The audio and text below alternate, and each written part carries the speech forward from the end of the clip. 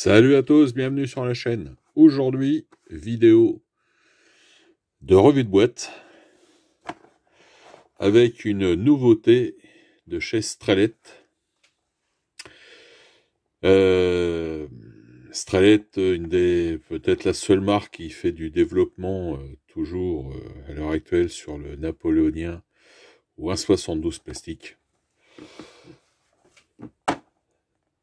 Donc, 44 figurines, Russian Jaeger in Summer Dress. Donc, chasseurs russes en uniforme d'été. Parce qu'ils ont le pantalon blanc. Tenue d'hiver, c'est pantalon vert. Alors, on va voir que, bon, ça n'empêche pas de les faire en tenue d'hiver. Donc, comme d'habitude, chez Strelet, une belle image. Derrière, on a le contenu.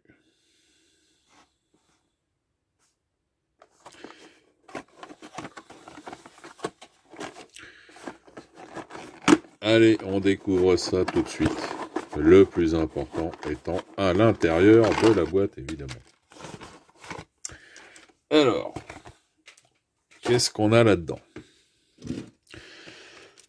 On a 4 grappes.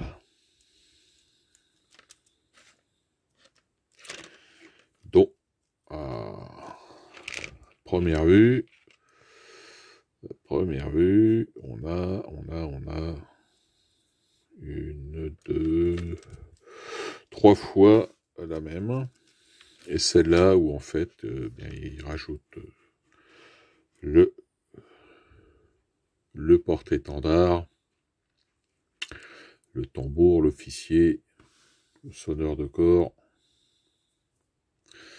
Allez, celle-là on va la garder pour la fin, on va déjà avoir une des 3.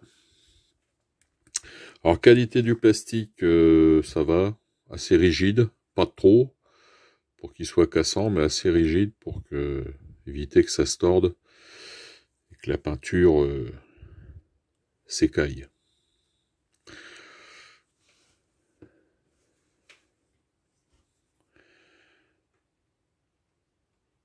Donc, en fait, ils sont en différentes poses d'action.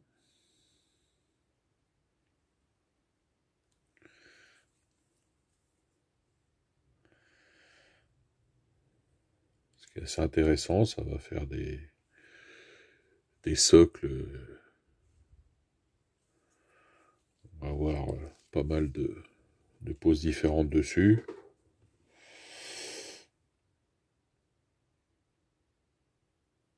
Alors c'est fin, hein, niveau gravure, il y a du détail. Par contre c'est gravé fin.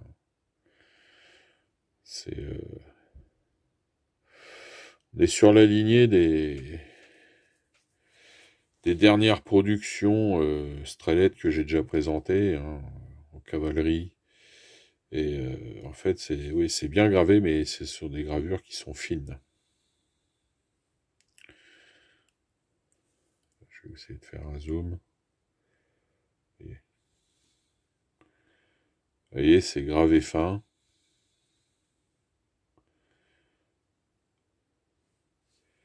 Alors là, j'avoue que...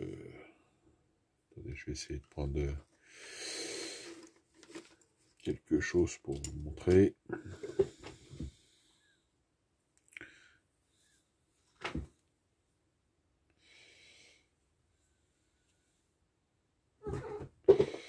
Alors les bruits que vous entendez derrière, c'est rien, c'est toujours mon chat qui fout le bordel. Je suis en train d'essayer de trouver quelque chose pour vous montrer. Je vais y arriver, hein. Alors. Vous voyez là, on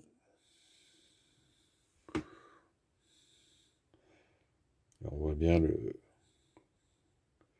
sabre. Alors c'est au niveau des cordelettes sur le shako. Là, il faut avouer que ça va être assez chaud à peindre. Bon. Je dirais, bon, pas plus difficile que... Ah, peut-être un... Ouais, ouais, je dirais peut-être un petit peu plus difficile que ceux des figurines d'infanterie russe de chez SC qui ont été republiés par Italeri. C'est pareil, c'est assez fin au niveau du shako. Mais bon, sinon, vous voyez, il y a une qualité de finesse de gravure. Alors, on peut voir qu'il n'y a pas trop, on voit pas trop de flash, hein. L'alignement, alors, là, ça va être peut-être un peu ici, voilà. Vous voyez, bon, l'alignement du moule est bon, hein, il n'y a pas d'écart.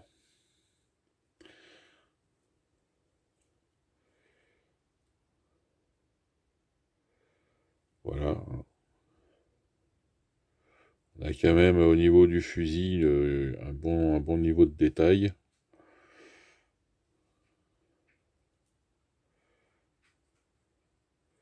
Bon, qui manque quelques, peut-être, voilà, sur les cartouchières, quelques détails, mais bon.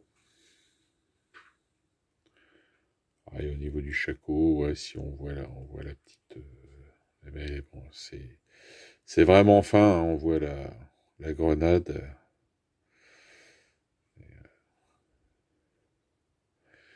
C'est très fin.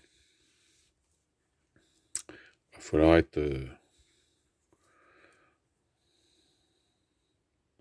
falloir peindre ça minutieusement. Plus simple, ça serait peut-être de partir sur une base noire. Après, bon, comme moi qui utilise la Citadel contraste, bon.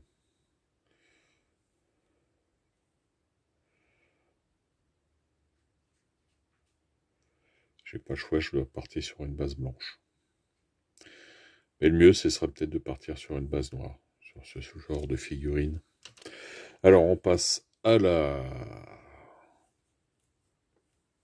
plus grande grappe avec. Donc, on a le tambour.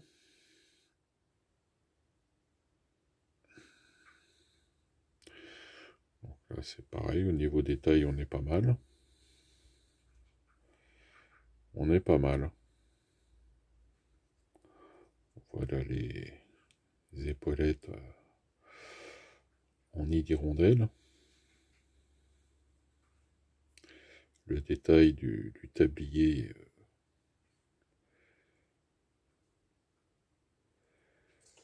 qui est pas mal fait, hein, avec une imitation, enfin, c'était des tabliers qui étaient chez les Russes en fourrure, et on voit bien, ils ont représenté le détail de la fourrure, hein, on voit, c'est pas mal fait.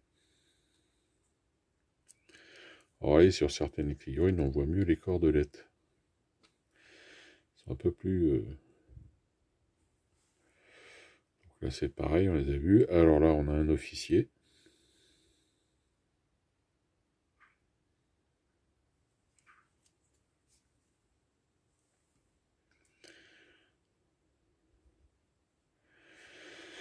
Là, donc, on a le sonneur de corps.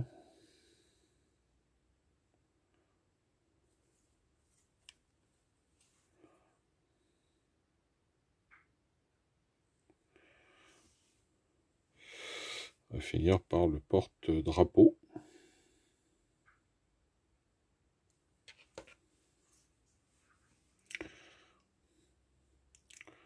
Alors bon, ne vous soyez pas effrayés par la hampe du drapeau, hein, quand vous allez détacher.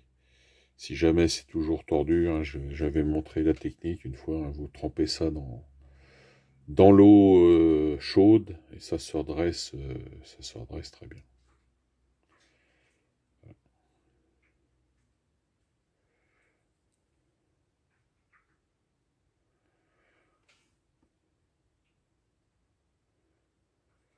Donc je disais la différence hein, pour la tenue d'été et la tenue d'hiver, c'est juste au niveau de la couleur du pantalon, blanc l'été, vert l'hiver. Bon, moi je préfère les faire tout en vert, puisque sur la table de jeu c'est plus visible. Parce que la différence aussi c'est que les buffleries sont en noir et ne sont pas en blanc. Hein,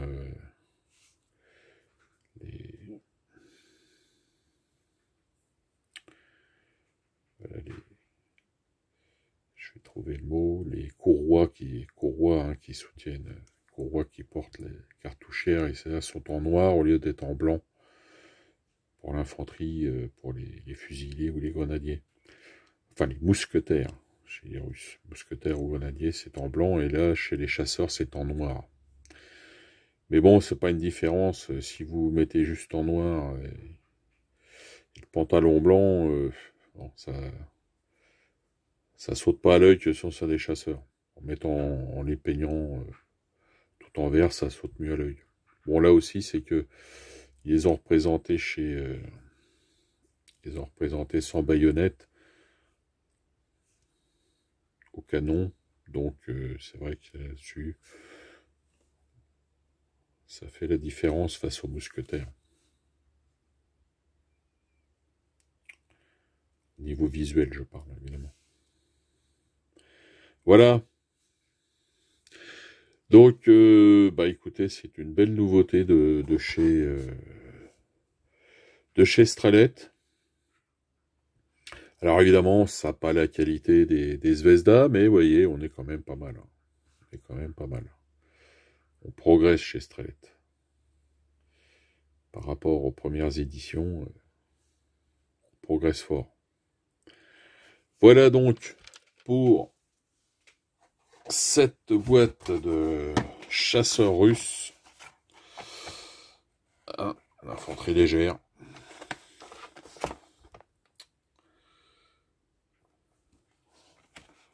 Voilà, fin de cette vidéo. Je vous souhaite